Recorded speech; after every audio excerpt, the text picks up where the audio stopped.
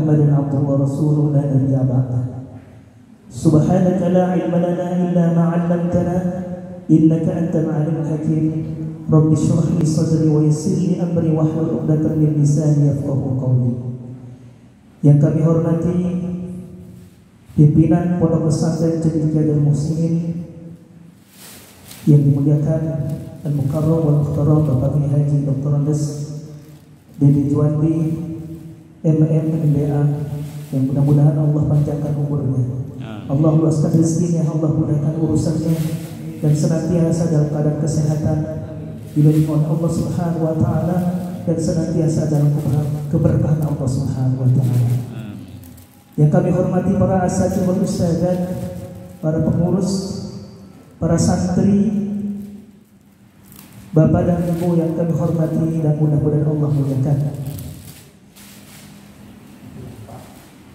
Alhamdulillah, kita sudah mencapai malam yang ke-21. Mudah-mudahan segala aktivitas amal ibadah yang kita laksanakan di bulan Ramadan ini diterima oleh Allah Subhanahu wa taala. Amin ya rabbal alamin. Semua malam menurut Allah Subhanahu wa taala adalah biasa. Malam Senin, malam Selasa, malam Rabu, malam Kamis, malam Jumat, malam Sabtu, malam Minggu, semuanya biasa. Akan tetapi ada satu malam yang Allah muliakan, di mana malam tersebut Allah turunkan Al-Quran di malam Lailatul Qadar.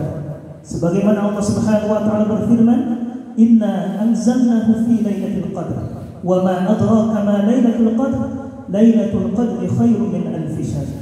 Sesungguhnya kami turunkan Al-Quran pada malam Lailatul Qadar. Bulan, semua bulan biasa, tidak ada istimewanya. Bulan Januari, Februari, Maret, April, Mei, Juni, Juli, Agustus dan seterusnya. Akan tetapi ada satu bulan yang Allah muliakan, di mana bulan tersebut Allah turunkan Al-Quran. Syahrul Ramadan alladzi unzila fihi Al-Quran hudan linnas wa bayyinatin minal huda wal furqan. Di bulan suci Ramadan Allah turunkan Al-Quran hudan linnas sebagai petunjuk bagi manusia, wa bayyinatin minal huda, dan penjelas sebagai petunjuk tersebut, wal huda wal furqan, dan sebagai pembeda yang bisa membedakan antara yang baik dan yang salah, antara yang hak dan yang batil, antara yang halal dan haram. Itulah Ramadan. Yang ketiga, semua kota itu biasa, tidak ada istimewanya. Kota Bandung, kota Jakarta, kota Depok dan seterusnya. Akan tetapi Allah muliakan dua kota di muka bumi ini, kota Mekah dan kota Madinah, di mana Allah Subhanahu wa taala turunkan Al-Quran di dua kota ini, kota Mekah dan Madinah. Maka kita kenal dengan kota Makkiyah dan Madaniyah, di mana Allah turunkan Al-Quran di kota Mekah dan Madinah ini, sehingga Allah Subhanahu wa taala muliakan dua kota tersebut. Yang keempat, seorang murid dan guru semuanya adalah biasa. Akan tetapi manakala seorang murid dan guru mengajarkan Al-Quran, belajar Al-Quran, maka murid dan guru ini menjadi mulia di sisi Allah Subhanahu wa taala. Sebagaimana Rasulullah SAW bersabda, "Khairukum man ta'allama al-Qur'an wa 'allamahu." Sebaik-baik orang adalah orang yang mempelajari Al-Quran dan yang mengajarkan Al-Quran. Orang yang belajar Al-Quran mulia, dan orang yang mengajarkan Al-Quran adalah mulia di sisi Allah Subhanahu wa taala. Yang kelima, rumah muslim semuanya adalah biasa. Akan tetapi ketika rumah muslim itu dibacakan Al-Quran, maka Allah Subhanahu wa taala akan berikan kemuliaan-kemuliaan ke dalam penghuninya. Sebagaimana Rasulullah SAW bersabda, "Innal baita alladhi yusla fihi al-Quran ittasa'a bi ahlihi wa kathru khairihi wa hadara al-malaikah wa kharaj asy-syayatin."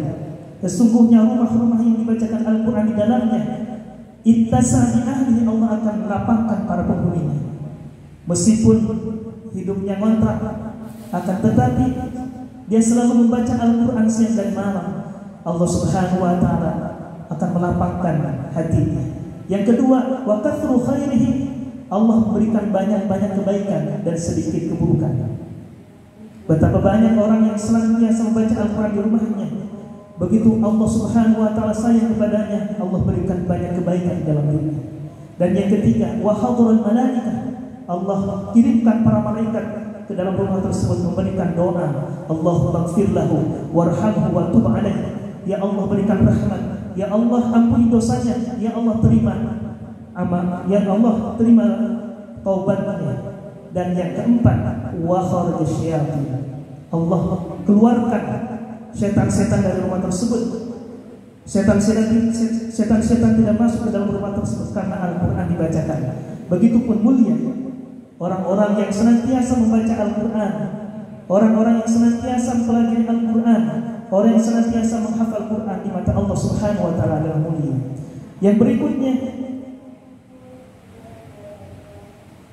sekelompok orang di mata Allah Subhanahu wa ta'ala ketika berkumpul tidak ada istimewa, akan tetapi sekelompok orang yang berkumpul di rumah Allah Subhanahu wa ta'ala lalu dia membaca Al-Quran dan mengkaji Al-Quran Al-Karim, maka Allah akan berikan beberapa keistimewaan. Sebagaimana Rasulullah SAW bersabda, majtama'a qaumun fi baitin min buyutillah, suatu kaum, sekelompok orang yang berkumpul di rumah Allah Subhanahu wa ta'ala, yatluna kitab Allah, mereka membaca Al-Quran, wa yatadarusuna, mereka mengkaji Al-Quran Al-Karim, illa nazalat alaihimus sakinah, malaikat Allah turunkan sakinah, ketenangan dalam hidupnya, wa ghasyiyatuhumur rahmah, Allah limpahi rahmat, wa khafathumul malaikah, Allah lindungi para malaikat, Allah akan berikan perlindungan oleh para malaikat, wa dzikrullahi fi man indah, dan orang tersebut disebut di sisi Allah Subhanahu wa ta'ala nanti di surga. Dan berikutnya, ketika air, semua air itu biasa, manakala air itu dibacakan Al-Quran, manakala air itu dibacakan ayat suci Al-Quran, maka air itu menjadi mulia di sisi Allah Subhanahu wa ta'ala. Wa nunazzilu minal Qur'ani ma huwa shifaa wa rahmatul lil mu'minin, kami turunkan Al-Quran sebagai obat. Manakala air itu dibacakan Al-Quran, maka secara otomatis air itu menjadi obat bagi dirinya, penyakit lahir, penyakit batin. Suatu saat ada seorang kepala suku di zaman Rasulullah SAW yang tersengat kalajengking. Lalu kepala suku tersebut meminta kepada para sahabat untuk segera menyembuhkannya. Lalu sahabat ini membaca surah Al-Fatihah, kemudian meniupkan Al-Fatihah itu ke dalam air tersebut. Dengan izin Allah Subhanahu wa ta'ala, kepala suku tersebut sembuh, lalu memberikan sebagai hadiah kepada sahabat itu 30 ekor kambing. Lalu besoknya sahabat ini bertanya kepada Rasulullah, ya Rasulullah, kemarin saya telah menyembuhkan kepala suku dari sengatan kalajengking. Saya bacakan surah Al-Fatihah, dengan izin Allah sembuh. Kemudian kepala suku tersebut memberikan 30 ekor kambing. Bagaimana ya Rasulullah?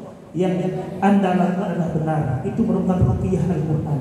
Allah Subhanahu wa ta'ala menurunkan Al-Quran sebagai obat, walima fis sudur,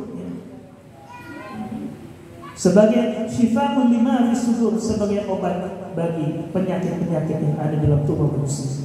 Dan berikutnya, Allah berikan kemuliaan kepada orang-orang yang senantiasa membaca Al-Quran. Tidak ada bacaan yang lebih mulia daripada Al-Quran.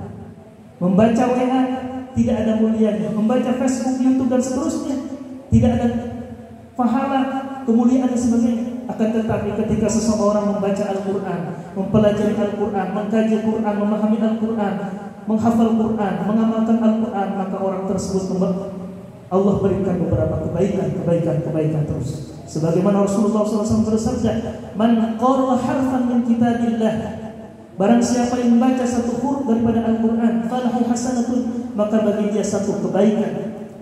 Wal hasanatu bi asyri amsalha, dan satu kebaikan itu Allah lipat gandakan menjadi 10 kebaikan.